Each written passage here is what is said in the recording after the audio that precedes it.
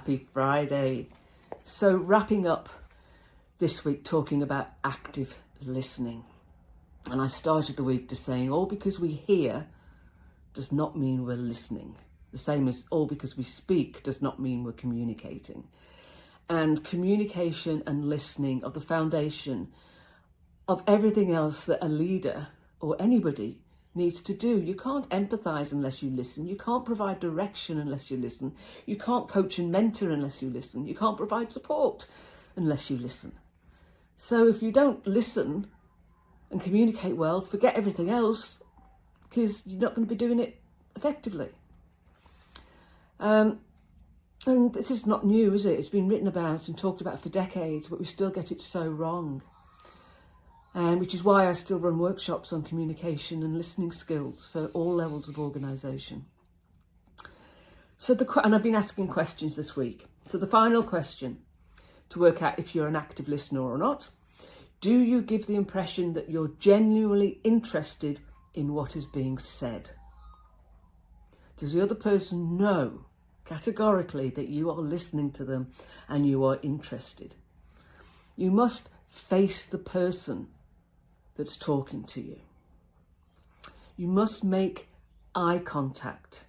Don't look down, don't look away, don't look up, don't look at the rain coming down outside the office window at the moment, because that's just saying to you, I'm not listening to you. Open up and relax, even if it's a virtual conversation. People can still see facial expressions like, not interested.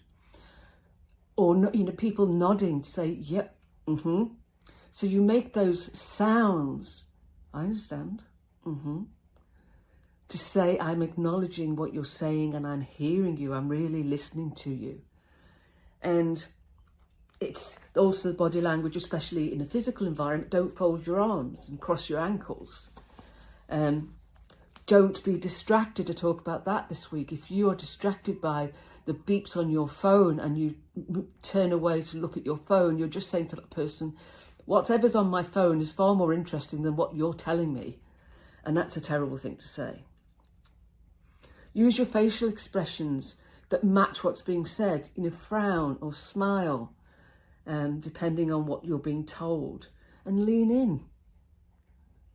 Lean in to listen more intently.